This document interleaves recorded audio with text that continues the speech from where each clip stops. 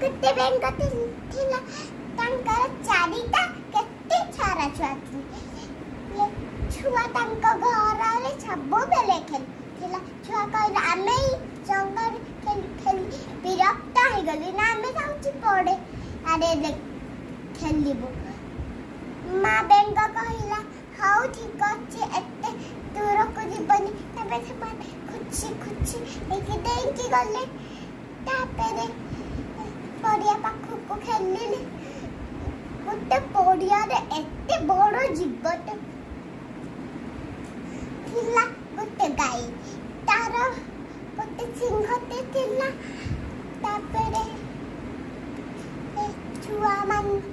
ଛୁଆ ଦୌଡ଼ିଗଲେ ତାପରେ ତାଙ୍କର ଭାଇ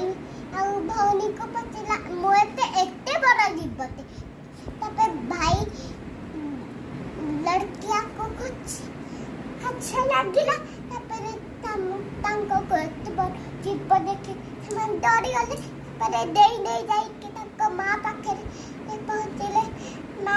ଆମେ ଗୋଟେ ଏତେ ବଡ଼ ଜୀବଟେ ଦେଖିଛୁ ତାର ମୁଣ୍ଡରେ କଣ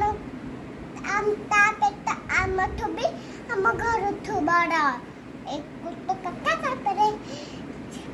ତାର ଓଠ ମୋଡ଼ିକି ଅଛି